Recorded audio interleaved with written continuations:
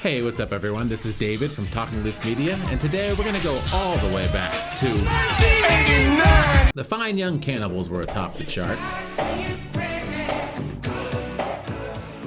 Major League was the #1 movie. George H.W. Bush was the president. We live in a peaceful, prosperous time, but we can make it better. For a new breeze is blowing, and a world refreshed by freedom seems reborn.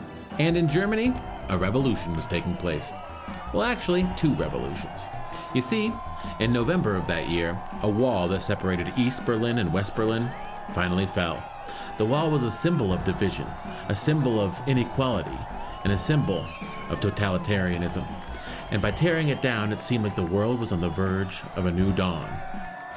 But not all revolutions end with people protesting in the streets, singing chants. Some revolutions start much more quietly. And about 6 months earlier, in Hamburg, a revolution was also beginning.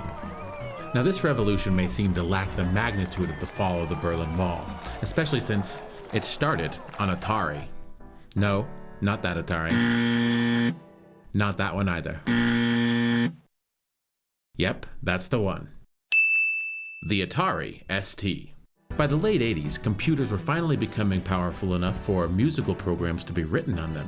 And taking advantage of the power of the Atari ST, Charlie Steinberg and Manfred Rupp released Qubit version 1.0. Due to some contracting and licensing issues, it quickly became Cubase. And the rest, well, it's history that we'll get into today.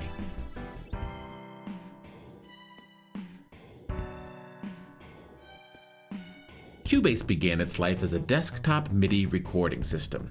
That means that it only recorded MIDI information and not audio. But that's not to say that Cubase wasn't without its innovations.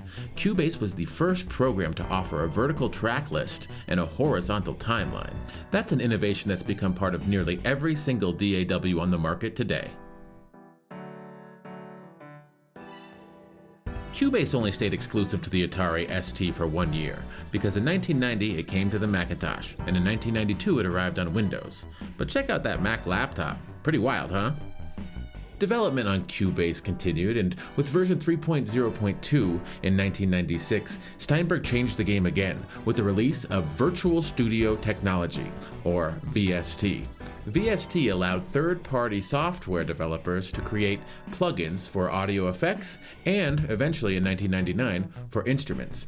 It's hard to imagine a world where VST doesn't exist, and in-the-box processing and virtual instruments are the heart and soul of many studios today. In 2002, Cubase released Cubase SX. It had a brand new audio engine borrowed from its sister program Nuendo, and Cubase finally began to start looking like the Cubase we all know and use today. That doesn't mean that they've been idle for the last 17 years. Additional improvements to mixing, audio processing, and instruments have been added to Cubase with each version update. And now, on version 10, Cubase stands as one of the most versatile audio production programs on the market.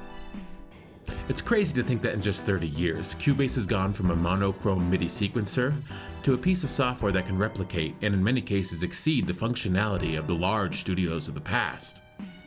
And just as the toppling of the Berlin Wall symbolized the beginning of democracy in East Germany, the arrival of Cubase on the scene began the democratization of music production.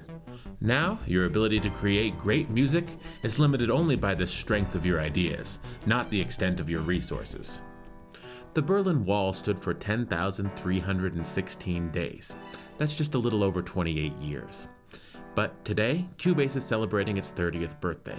And I think the lesson that we can draw from this is that walls only serve to divide people, but music helps to bring them together. So with that, I'd like to wish Cubase a happy birthday, and thank you all for watching. Goodbye, everyone. Oh yeah, about that giveaway. As part of the celebration of their 30th birthday, Steinberg has given me an extra license to Cubase Pro 10 to give to one of you. All you need to do to be eligible is just be subscribed to the channel and leave a comment below. So if you're looking to upgrade from Artist or Elements or from a previous version, this would be a good opportunity to do it.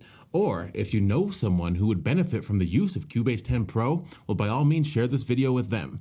But if you're one of those people who never wins anything, Steinberg also wanted me to let you know that they're running offering deep discounts on Cubase to celebrate their 30th birthday, and I'll leave all applicable links to that below. And aside from that, I'll be back on Friday to announce the giveaway winner, and I hope you all have a great one. Peace.